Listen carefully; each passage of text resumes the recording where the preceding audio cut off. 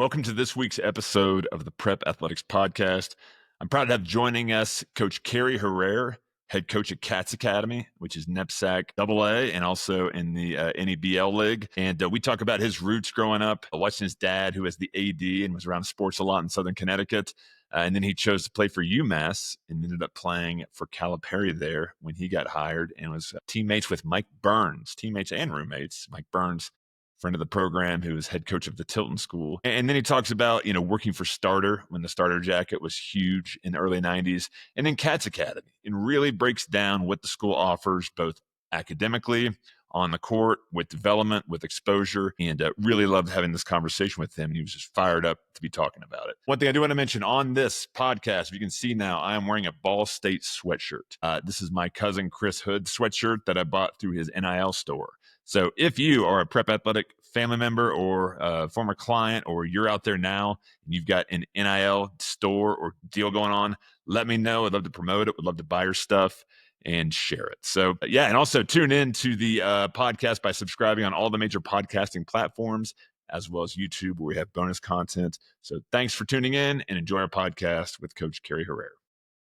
Welcome to the Prep Athletics Podcast. This is Cory Heitz. Some battles. I'm not sure if they got us. If they did, maybe. So you will get better as a player during that year. So it was kind of exciting. Like, oh yeah, somebody wants me.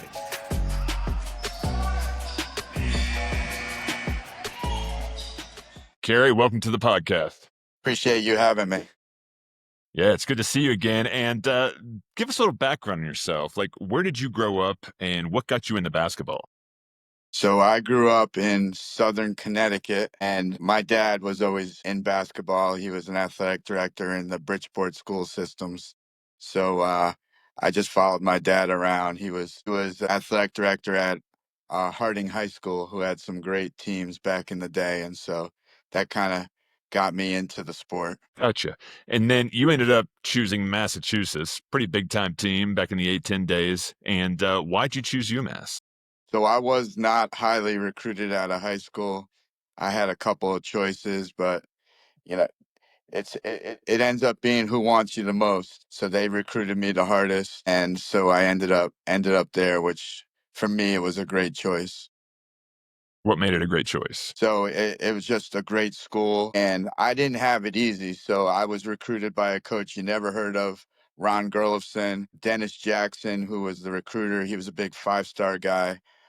He was called the Sandman. He recruited me, and we were really bad for 2 years, and I didn't play. I didn't play for my first 3 years at all, but my last 2 years, a guy that you may have heard of, John Calipari, came in, and so I didn't play for even the first year with him, and then I was fortunate enough to play as many minutes as I could possibly play my senior year, which was a great experience. Awesome. Were you there with Mike Burns then? Yeah, Mike Burns was my college roommate. Small world, yeah, right? so I have a lot of stories about Mike Burns that we can't talk about on this podcast. Yes, I'm sure you do. I'm sure you do. What did Calipari bring? We know about him now being a Hall of Fame coach and, bringing in all the big time players, but like, what did he have back then that made him special? So it's funny because him and his coaching staff was not much older than us. And so he was a lot younger than he is today, obviously, but he brought an intensity to the program and just built it up. And so I like to say I helped him build his career. And I always go back to I was his first and worst point guard. That's something you can put in your gravestone right there. That's pretty awesome. All right. And then you graduated from UMass. What did you do after that? So after that, I jumped into the corporate world. And so I wasn't part of basketball. I worked for a company that probably people of our age have heard about, called Starter. So everyone had their starter jacket, right? And so I worked for that company for a couple of years. And then Starter had some trouble. I ended up coming to Boston, working for a company called Reebok, and Reebok was acquired by Adidas. And so I worked for Adidas for a couple of years, and really my start in coaching, which was coaching my son. So I got into kind of grassroots AAU basketball when my son was in third grade, and worked for a program called the Boston Bobcats, which is not around anymore, but really built up a program really through my son, coaching my son. But like, you know, a great program. Like we had Alex Caravan on that team. So I had, so with my son, I had Alex Caravan from fourth grade through eighth grade. I had a little bit of part of his success that he's having, but like that, they were some great teams. I think by the time those kids were in eighth grade, there was like 10 Division I players that came through that program. And what ended up happening was all of those kids grew out of that program, and they started going to sneaker teams. So, it was like, do I want to stay in high level basketball? And so, I kind of went with Expressions EYBL at that point. And so that kind of got me into my coaching career. Gotcha. Gotcha. I want to go back real quick to starter because this was during my freshman year of high school. Starter jackets were huge. Like, what were you doing specifically for them? And when was this at the peak of like the Yeah, starter it jacket was the era? peak. So I was in the merchandising, so I was putting the lines together. So like, all the jackets, everyone had their favorite jacket, but I was at the peak. So like stores were calling in, and they didn't care about what team they got. It was like, just get me black and red. Or, the big one was the Chicago Bulls or the Oakland Raiders, or at the Mm. time, the original Charlotte Hornets. So it was fun. It was crazy times in that office. You couldn't make enough. And so, yeah, it was pretty interesting for your first job to be in that peak of, it really started the whole thing of taking athletics and putting like coaches and players in product to where it is today. Where you wouldn't think of looking at a sideline and no one was in gear today, but that's really started it. Yeah. And then like what caused this downfall? Because it was hot there for a few years and kind of tapered off. Like, I don't know if you were around or even know the story, but do you remember what happened? Yeah, I was around when they shut the Okay. doors. So it's like anything else, wanting too much and going for too much, and then over merchandising, putting it in stores that it lost its cachet. And so ultimately, you know, that type of thing happens, in fact, it became a fashion brand. So, fashion goes up and down. And so, they took advantage of it for years. So, but it was a real good run. And a lot of people made a lot of money. So, it was good for certain people. Yeah. And I think they're in Walmart now, right? Yeah. No, I think they kind of brought it back, but, Okay. you know, it was in Dick's Sporting Goods for a while. And so when it gets into, those channels, certain people don't want it anymore. But yeah, That sounds like a 30 for 30. They had one on and one, and it just seems like definitely, one of those.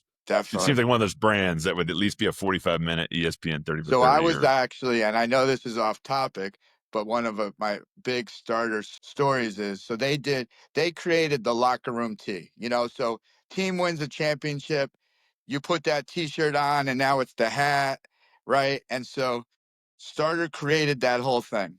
So I don't remember the year, and you might be able to help me, but the New York Rangers were in the Stanley Cup with Mark Messier. They went up 3-0. So maybe edit this with the correct year. And the owner of Starters decided that he was going to go ahead and print everything. So there was like, I don't know the exact number, but 500,000 t-shirts and hats. Okay. And he was like, I'm not waiting for the game 4 clincher. I'm going to print everything. So he prints everything. They lose game 4. They lose game 5. They lose game 6. So now it's 3-3. He millions and millions of dollars on the line. And we all get together at a party. And the Rangers ended up winning. I don't know if it was overtime or end the game, and there was such relief. But it was a millions of dollars decision that he made. So that was an interesting one. Gambling, pretty much, right? Yeah, well, and at that time, sales reps were like if they were in a territory with a team that had like like a winning team, that would be a decision. Like they would make millions of dollars just if their team in their area won, right? And so I know of sales reps that went to Vegas and hedged their bet and bet against themselves just to make sure that they made something. That's wild. That is wild. That is 30 for 30 material, Yes. by the way. Yes. That's great. Well, let's get back to prep school basketball. And you're now the head coach at Cats Academy in Boston. So, for those that don't know about this, give a pitch on the school, give a pitch on your program so we can learn more about it. So, and I don't want this to be the typical interview. So, I'm going to throw one back at you. So, Yeah. you were at Cats Academy. You saw our prep school play a game, and I don't know what did you expect coming to Cats Academy for the first time, and what was your feeling? I know you didn't see the whole school, but you saw where it was. So, what was your reaction? Yeah, so I've been there twice now. A few weeks ago, where we reconnected again, and then the previous year. And the couple things stood out to me is one, I was impressed by the school itself, right? The academics, the arts you guys offer. It's a beautiful location in Braintree. And then two, the dorm rooms, right? Has their own bathroom in it, and you have single occupancy dorm rooms, which I think is the only one I know about in the prep school world, right? So if I'm a kid coming there, you got great dorms. And then we got to the game where I saw you guys play South Kent and in the developmental game, and then Masters School in the second game. And you guys had a lot of talent. And I've heard about your talent for years, but seeing all the big guys you had was just something to be seen, because you don't see that many big guys in some of these Sweet 16 games we've been watching over the weekend. So impressed with the school, impressed with the dorm rooms, impressed with the talent and size you've been bringing in. So that's my 2 cents on it. Right. So I think you're doing something great there. I mean, I know you have a following, and so I wanted to hear from you. But I think where we're located is interesting. So we're 10 miles outside of the city of Boston, so easy access, an international airport, and we are an international boarding school. So 85% of our kids are from all over the world. And so we have that type of environment, not only on the basketball team, but also within the school. We have, you saw it. It's a real school, with a real principal, with real academics. We send our regular student body, we send kids to the Ivy League schools. We had 2 kids go to MIT last year, and kids all over the world. And so, all over the country. So it's you know, you, we're not a school that has a history of 150 years. Okay. We were established in 2012 in the US. Um, my math's not very good, but around 15 years old. But we're not a pop-up. Okay. We're a real academic school. Um, Beautiful campus as you saw, and a great gym, weight room, all that stuff. So we have all the elements for the school. And then we have this basketball program that this is my 4th year, and this was my 4th year. And before that, we didn't have a basketball program. So we've developed this from the ground up, and we did it with young kids who now are going to be entering their senior year. And so we did it slowly, methodically, to built it into what I think is one of the premier programs in the country. Yeah, absolutely. And the big thing you mentioned when I visited there the first time and chatted with you is your development, and how you'll put your development up against anybody else out there. Talk to me about that. Families ask me all the time, Cary, like, hey, what kind of development do we get at this school versus this school? So now's your chance to share how you develop Right. your And so, players. I've done my research as well, and I've watched some of your other guests talk about development. And I think that a lot of people are copying us of what we're doing. So, we not only is it we're in the gym, but we're in the gym with training going on. Okay. And it's not just, okay, the gym is open at 6 a.m. which we have. Our daily schedule is 6 a.m. workouts with a trainer in the gym, classes, afternoon workouts, 2.5 hour sessions. Okay. Weight room 4 days a week after practice. Okay. Those are all monitored with a trainer. We have 3 rotating trainers. I'm one of them, and really working on individual skills. Now, those training sessions change based on the time of year. Obviously, the afternoon session becomes a practice session. Things change based on the time of year. So, I'll put up my development, our development against anyone, and that's proven by the way the kids get better. We had a kid this year from Iceland, Leo Curtis. He came in very skilled, typical European, really could shoot it, very smart. And we were able to make him a lot more physical. He didn't want to score down low at the beginning of the year. He became a physical guy that he's now ready. He's going to Arizona State next year, and he's going to be ready for college. So, I think it's important that, our development, I put up against anybody. And, there's not many things that we guarantee. Okay. So we guarantee 2 things at Cats Academy. We guarantee development. You have no choice but to get better.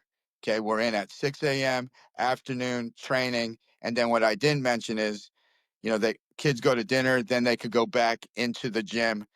That's the one time at night, even though if by request we have a trainer come in, they could get in on the shooting guns and all that. So we don't have 24-hour access, but I've never had one complaint about a kid not being able to get into the gym. And they have their key cards, so they could get in at 5 a.m. if they wanted.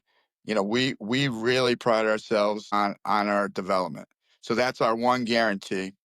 Our second guarantee is exposure. Okay. We had 75 colleges in the gym before our first practice. Okay. And so those are our 2 guarantees, development and exposure. Okay. What we do not guarantee is playing time. We do not guarantee scholarships, and we do not guarantee what team you're on. Okay. So I see some of your other guests, and they say, hey, we have one team, and I don't believe that's a good thing. Okay. So Cats is not a place for everybody. You're going to come here and you're going to compete. Okay. And you're going to have to compete for your position. In real life, you'd have to compete for a job. When you go to college, you're going to have to compete to play. And these college coaches, you see what's going on. If you don't produce, they're getting fired, and they're making millions of dollars. And now the players are making a lot of money. And so we're preparing kids for that. And like I said, it's not for everybody. Okay. And we're preparing them for real life. And so, yeah, if you're not producing on the court, we're going to go with someone that is going to produce. And some people might not like that. Okay. And a school that has one team, okay, and has 12 players, that's what it is. But we're not pretending to be anybody else. You're going to compete, and you're going to get better. And in turn, what happens is we're preparing these kids for whatever level they're going to. So we have kids on our first team that are going high major. We have kids that were recruited mid-major. Every kid on our national team has a college offer. Now, we know an offer is not necessarily the be-all, end-all, but they do.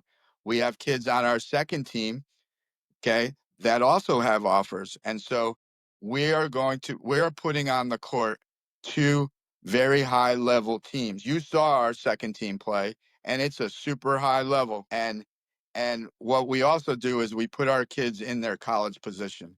Okay. You mentioned it earlier, we have bigs. Okay. That's not the norm in these schools. So a kid who is a 6'4", 6'5" kid that probably is playing on the low post at some places, you can't play in the low post at our place. And we develop you to be a wing or a guard or things like that, which in college at the higher levels, that's what you have to be. So, like, the biggest thing is you're going to compete, you're going to get better, you're going to get exposure, and we'll get into the scheduling in a second, but it's not for everyone. But the kids who come embrace it. And I heard you say in a podcast earlier, you're happy that, once a year a kid says, maybe this isn't for me, and they go on to school and not as a basketball player. And kids figure this out early here, like what they want. And it's a good thing. And so, we don't pretend, we figure out the level of a player pretty quickly after their development. So that's a long-winded answer to your question. That's a great thing. I need you to share that so people have a good context on this. Walk me through this, Cary. How many players do you have in total per year in your program? So we have Yes. we have 4 teams. One's a JV team, so I'm not going to include that. But what we try to do is we think it's important to play. Okay. And so we don't think it's as important what team you're on. So everyone obviously wants to be on the national team. But if you're not going to play, we may have you play on the prep team.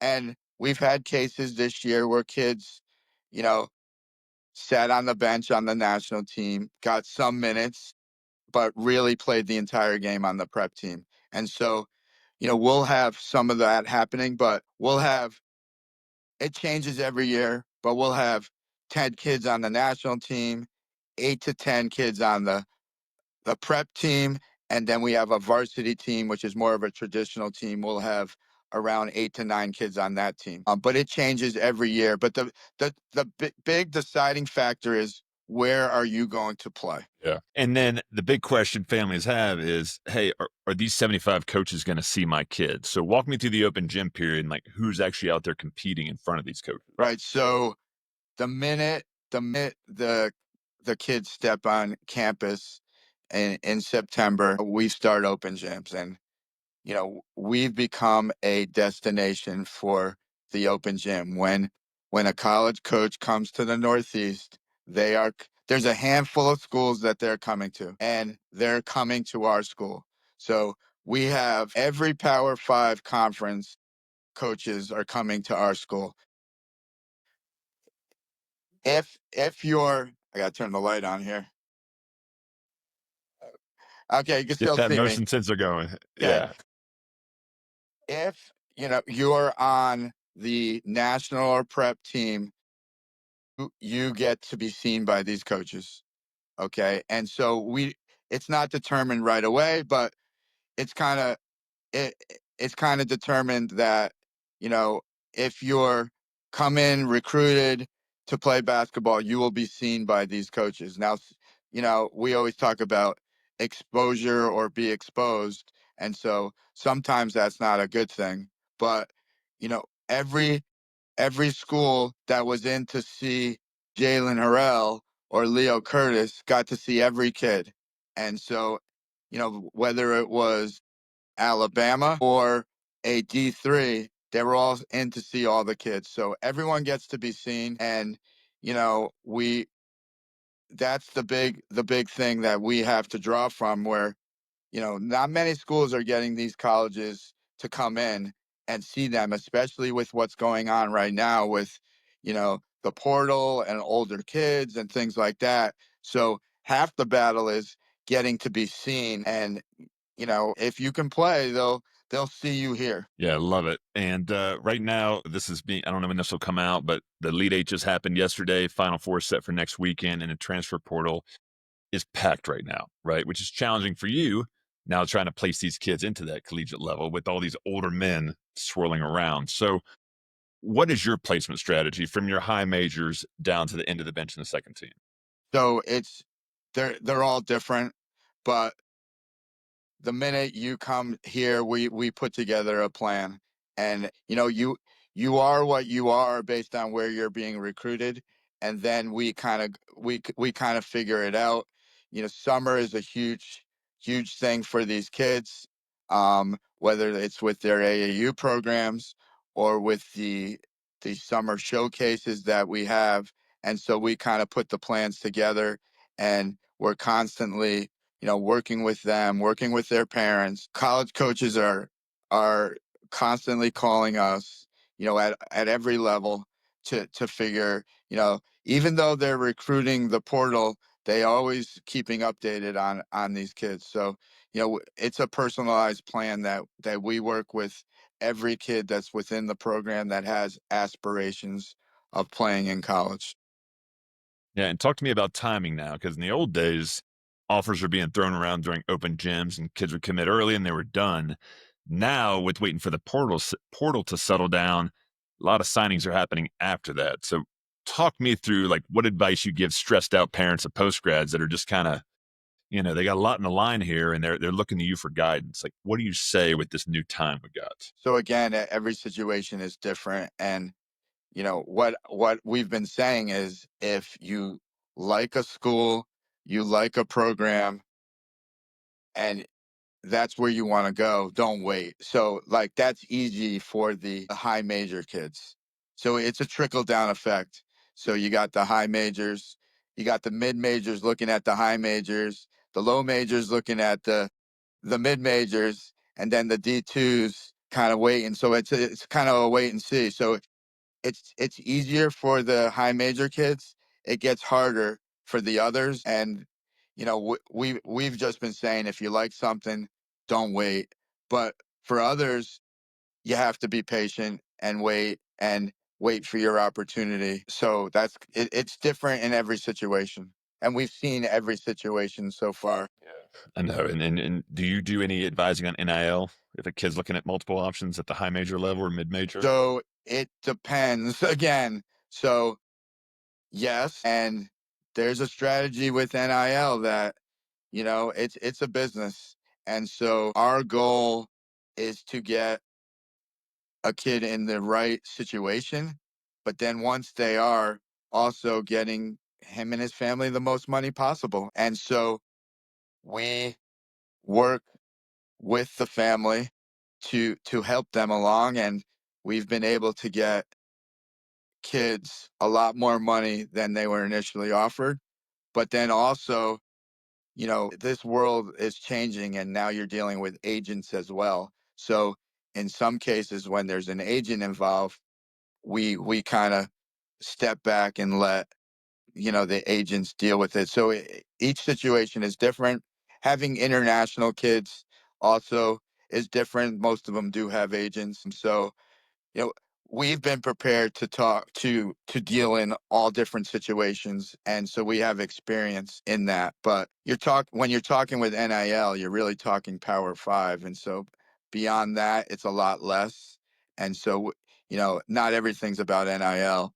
A lot of it is about going to the right situation, and that's all the way down to a D3 school, where putting a kid in, a school that he's going to be happy with, because hey, you're doing everything the same as a D1 school. You're putting the same work in, but you're paying for school, so there's a whole different set of circumstances there as well. Yeah. Let's talk about class system, right? Does it matter what class system you play I've in been New England? I've been waiting for this one. Yeah, I want to hear it.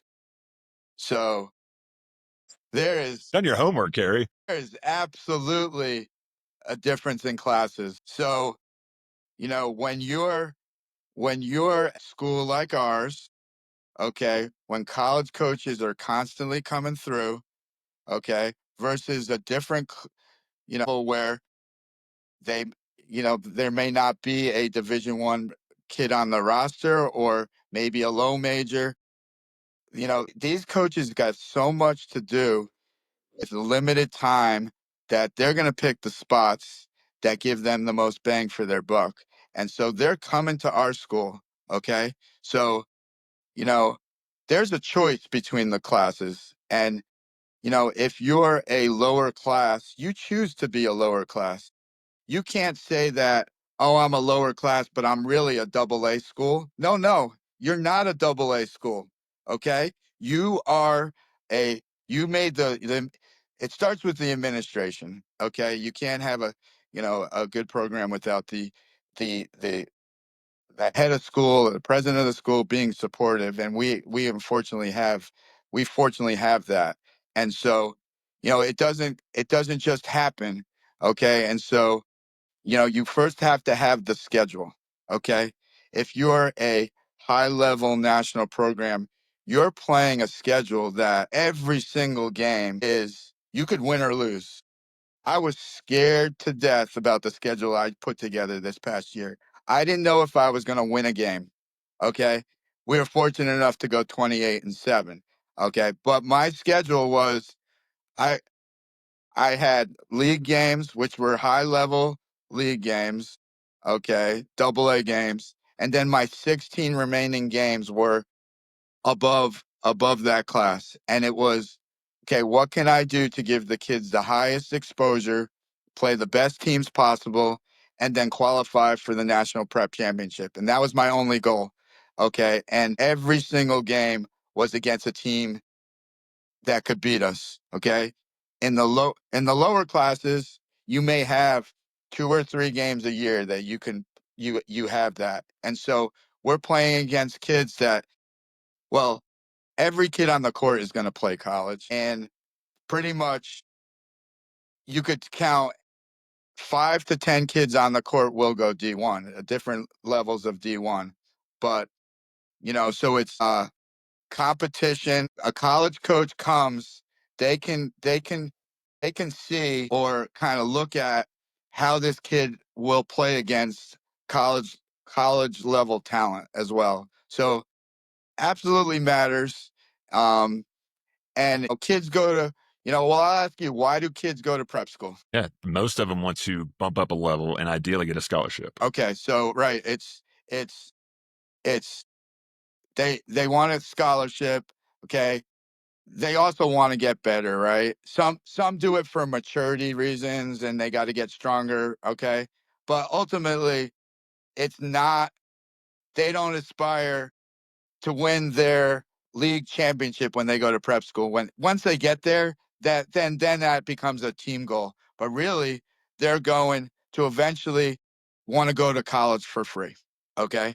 And that's what the bigger schools are doing. And if it's, hey, I want to go to a school that I'm gonna score 30 points a game and I'm gonna play, depending on your level, almost 40 minutes a game. If you play at the lower level, you're not playing college rules. So, whatever. But that's what the big schools are doing. And they're giving that opportunity to gain a scholarship. And that's not even in the games. That's in workouts before the season even starts. Yeah, so I think coming to a school like ours gives kids that want the opportunity for a scholarship and to get better, to come to a place like Cats Academy or some of the other national programs. Absolutely. Thanks for sharing that. You got passionate about that and you were ready for it. What's the next question you want me to ask you, Cary? Since you were ready for that one. So, I think when you come into exposure, there's all different levels of exposure. Okay. And so, you got the college coaches coming to the gym. Okay. You know, for practice. Okay. And if I go to a regular in-season game, college coaches are really not coming to like your one-off games unless they're recruiting somebody heavily. Okay. They come to the showcases. Okay. So we're in every single showcase. Okay. We're in against, I tell the organizer of the showcase, match us up with the best possible team. Okay. We want to play the best in the country. Okay. Um, and so it comes down to scheduling. Scheduling is a huge thing. And so, the one thing I do want to talk about is the NEBL. And I don't know if you're Go and for it. if your listeners know what the NEBL is, but the NEBL is basically taking 8 teams out of one of the 8 best teams out of the NEPSAC. Year to year, it will depend, but and we compete in this showcase format type of league. And what that affords us is it's on a weekend in Boston at a great facility, and New Balance. And basically, college coaches come and they see 4 high-level games. They're able to evaluate. There's high-level players in the game, and and so it's a one-stop shop for these college coaches. Also, it was unbelievable in its coverage. So it was streaming. It's called Fast Network, or basically Roku TV, Samsung TV, and it had almost 2 million hits, people watching. Just, I believe that we have to give our kids the most amount of exposure in order to help them in their recruitment, help them in their goals. And so the NEBL has been an unbelievable way of doing that. And the the the level of play has been great. And so, there's different types of ranking services and all that, but you know, the top 5 teams in the country were in the NEBL, not just locally, but 1 through 5 were in the NBA and NEBL, and that kind of says a lot of as far as the competition side. And college coaches notice that. They know that they have to make a great decision on a kid, and they could see that through the NEBL. So we're thrilled to be a part of the NEBL, and we're not. We try to win every game, but our ultimate goal is placing these kids. And so, yeah, Yep. it's tough when you have to play Putnam and New Hampton back to back Saturday, Sunday, right? But it's the best thing for these kids, and it gets them ready. And so, you don't see teams going undefeated. Um, in these type of leagues. So, Putnam, the team that won the National Prep Championship, didn't even win the NEBL. And that's just a testament to how good that league is. And there's big plans for it going forward. I can't disclose it here, but it's only going to get better. And families and players got to think about this, Cary. Like, college coaches have limited bandwidth, right? So that's why I always talk about the prep school world, to where they can make their visits. Like, if they come to Boston, they can see multiple schools, to include yours, in one trip, right? They're going to go to AAU events to see multiple players through the course of a weekend. And they're going to do the NEBL because, one, they can come see it in person and see 4 games, or sit in their office and see high levels. So it makes it easier for these coaches, right? And that's what you have to do today, especially with prep school being 4th in the pecking order. Transfers, JUCOs, international prep school, then high school. Like, you've got to find every advantage you can get. And to me, this is a great advantage. Yeah, absolutely. So I would add going to an NEBL school as being and not just my school, but any of the NEBLs is another advantage for a kid, to gain that leg up. And every college coach, if they're not even there, is watching it streaming as well. Yeah. Let me ask you an academic question. If I'm a post-grad coming to Cats for 10 months, what does that look like for me academically? So, post grads will come to Cats for different reasons, whether it's, they need to, you know, academically, they need some courses fulfilled. We have international kids that, some classes don't translate from their school, so they need to catch up on that. So we do have relationships with local colleges. So some kids take actual college courses. Okay. Great. But we kind of, it's all personalized based on what the student needs. So they still have to go, they have 4 classes that they have to take per week. It just depends what they need will determine what it is. So like Leo Curtis came last year from Iceland. He needed a couple classes to make himself NCAA eligible. So he's gone through that, and he's still here. He's still in the weight room every day. He's still working on everything. And so he's better now than he was when we finished up at the National Prep Championship. And so 'cause that's kind of we're in the development phase right now. Weight room, working out. So, but the post grads, they're still part of the community and they have to take classes. It just depends what they take. All right. I'm going to ask you a question I ask every coach that comes in this podcast, and I get a different answer each time. What does it take to be a guard at the D1 level? So I may disagree with some of the people that have been on your podcast. So first and foremost, in today's game, you have to be able to shoot. Okay. And if you can't shoot, that limits you. Okay. So number one, you need to be able to shoot. Number two, you have to have some sort of superpower, you know, whether it's defensively. Now, everyone needs to defend. If you can't defend, college coaches are not going to take you. But, it just depends. But you have to have something that's extra special to be there. The way the game is now, it's really hard for a small guard. It just is at the higher you go up. So, positional size, and I've heard that a lot, is big. So, you have to be physically strong. You watch these games in the NCAA tournament, and some of these games are wars, and they don't call a lot. Okay, and so that's the difference too between the levels of basketball.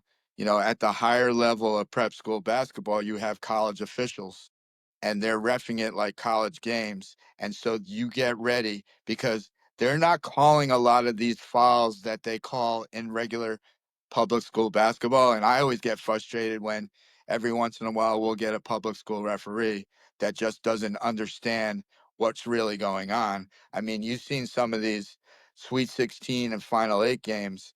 The guys are just destroying each other and no fouls, but that's what the game is. So you need to be strong enough and physical enough to take the bumps. You need to be able to shoot. Everybody needs to defend. And then positional size. Now, the smaller you are, the harder it's going to be. But then you just need to be. I always tell my small guys, okay, hey, you weren't blessed with height. It's not your fault. You need to play. If the other guy on the other team wants to fight you, you're doing your job because that's what it takes. And some of these teams play so hard. So guards, unless you're a knockdown shooter, great shooter, you could get away with some other things because everyone needs scoring. So you know, some of these you don't have to do as much, but being real physical, being able to shoot, and really defending it. And you have to play hard, and that's everybody. That's a baseline now. All right. What do you see, Cary, as the future of prep? Like, what's prep school basketball look like in 5 years? So, there's a lot of speculation, but I think, with everything that's going on, there's just going to be a larger gap between the high level programs. And then there's always going to be a place for the program, you know, with good players, it's going to good academic schools. But I just think other programs are going to start getting the best kids, and it's just going to be a larger gap. How long that takes, I'm not sure, but you're already starting to see it a little bit, you know, with these leagues, whether it's, UIBL Scholastic, you know, the higher level preps, you know, grind session has some great athletes there, but you're starting to see kids more and more going that prep school route. I think shows like this are hopefully helping parents understand that there's not one, everything is the same because there isn't. And it's very, very different, and we're trying. Realistically, what we're trying to do when we're not there is really bring a level that every Power Five school needs to come here and check out our kids. Now, we're not there yet, but that's the goal. So you cannot not be at the Cats Academy gym if you're a Power Five school. And that's the goal. And we have really good teams, throughout New England, and they're really good. But people don't understand that there's a difference between being a really good team and having high level talent. Like, ultimately, we want to say that we have pros that came through Cats Academy. Okay. And that's ultimately the goal. And we're doing everything we can. We treat it like a college program. We do things like college, and we want to create pros. Now we have a lot of international kids, so that could mean a kid playing in the Euro League, you know, kid playing in the NBA. And we have some kids, and I know you saw it. Some kids walking in the gym where you just look at them and go, "Who is this?" And I know you laugh, and you know what I'm talking about. But like, I do. so that's what we're trying to do. So like I said earlier, we try to win every game, okay? But we're ultimately trying to just help these kids get to be the best they can be. And it's a little different than other places. Yeah, that's good. You want to be separate. You don't want to be cookie cutter like other places, and that's what makes you special and unique. So I love it. Cary, we're going to finish up with some quick hitters here. All right. Who's the best player you ever guarded? So guarded. So I played at UMass, Atlantic 10 at the time. Well, they're still in Atlantic 10. So at the time, Temple was the team. John Chaney, and he had this guy called Mark Macon, and he was tough, and he was good. I heard one of your other guests. So we made the NIT that year, and I had to cover Walt Williams, 6'9" point guard, me covering him. So those would be the two, but I went against Mark Macon a couple times, so he'd probably be the toughest player. I think he was in the NBA maybe a short time, but he was tough. Yeah. I had to look this up. I looked up your years at UMass because you were in the A10 at the same time West Virginia was, and you've met my dad a couple times. He played at West Virginia, and I was a ball boy at the A10 tournament in Morgantown, and it turns out it was like 2 years before you got there. So there was a chance if I was there in '88, I could have been wiping up your sweat off the floor, Yeah. Well, and wouldn't even have known it. yeah. So it's funny because you talked to Craig Carter, and so we covered each other my senior year. But I Cool. have the same experience with, and I think I mentioned this to you before, at West Virginia, with the rifle going off behind our ears and making us jump. So, the same experience there. That was a tough place to play. But my senior year, we got them in the semifinals at the Palestra. Okay. Nice. All right. In the prep school world, who's the best player you've coached against? So, I mean, I think I got everybody on this one. There's no one that's going to top this. So it's best player and best team.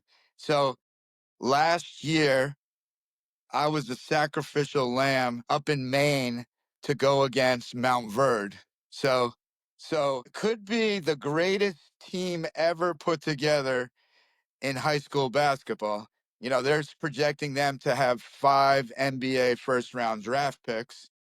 And so I've gone against Cooper Flag a couple times through EYBL and Mount Verde, but they cleaned our clock pretty good. And but I thought it was important to play in that game just for the Yeah. just for the school. There was no chance we had a chance of winning that game. Cooper Flag's homecoming. We played where the Celtics G League team plays, so it was a full house, great experience until the game started, and then it was tough. But so I don't know if you're gonna find a guest that has gonna play against a better team and maybe better player. We'll see. That's pretty cool. All right. What's your favorite movie of all time? So obviously Hoosiers, big movie, but I'm gonna go with a movie that most of your guests have never even heard of. It's called The Flamingo Kid. Look that one. Matt, Yeah, the Matt. I dude. don't know his last name, but yeah, No. Dylan, Matt Dillon. yeah. It's a good one. That is a first for the show. Yes. Good one. Hopefully, there's a lot of All right. firsts. There are. And last one, what are your hobbies when you're not doing all the basketball stuff? So unfortunately, I'm always doing the basketball stuff because it rolls from cats right into EYBL, and so I have the opportunity, to see the highest level amateur basketball there is in the summers. And I will say this about EYBL. So I thought I knew everything about grassroots basketball. And I thought, oh, I know about EYBL and I know the level and all this. And when I first went to EYBL, think it was 3 years ago, I realized I didn't know anything. And the level that those guys are everywhere, from the coaching, the scouting, the exposure, and then just the sheer athletes, is unbelievable. Like, there's a future of like the NBA is on the courts. And it's not necessarily the best teams, but they're really good teams. But the sheer talent is unbelievable. And so it made me be a better coach, you know, coaching in that, you know. I coached when I was the few coach. I had AJ Dybnasta on that team coaching against Cooper Flag, okay? And it was a 15U game, and we had 30 NBA scouts at the game. So, you know, I don't know of any 15U game that would have ever seen that before. So, you know, hobbies wise, I really, with spending time with my family and then basketball.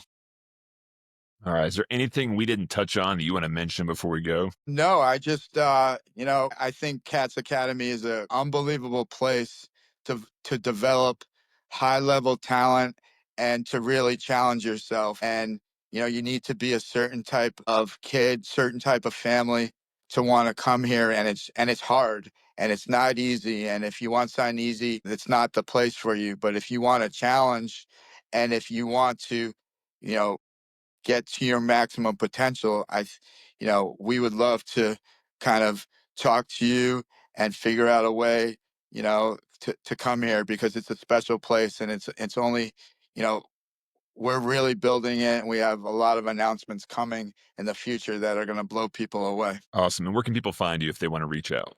So I'm on all social media under my name. It's CaryHerer on Instagram, on Twitter. You could look us up on the Cats Academy Boston website. I'm on there as well with my email. And we love to speak to as many people possible. And, there's a lot of people that want to understand, kind of the prep school world. And sometimes people just ask me questions, and I'm always willing to help them out, even if Cats Academy is not the place for them. Yeah, that's so good you do that, because a lot of families just have no clue. Like, we just talked about this whole conversation about the differences in certain schools. And if you're coming at this world not knowing much, it's a big learning curve. So thank you for doing that for the families. But Cary, hey, this is a great podcast. Glad we finally got you on. I'm glad you got to share about your background, about Cats Academy, and some of your philosophies. If you guys enjoyed this podcast, please be sure to subscribe on all the major podcasting platforms. Be sure to go to prepathletics.com, sign up for the newsletter. And just like Cary said, if you got any questions for me about the prep school world or want me to help you find the right fit, reach out to me. I get back to everyone. And we just want to help elevate the prep school game and help as many kids as possible. So, Cary, thank you so much for being on the podcast today. Thank you. All right, we'll see you guys next time. Take care.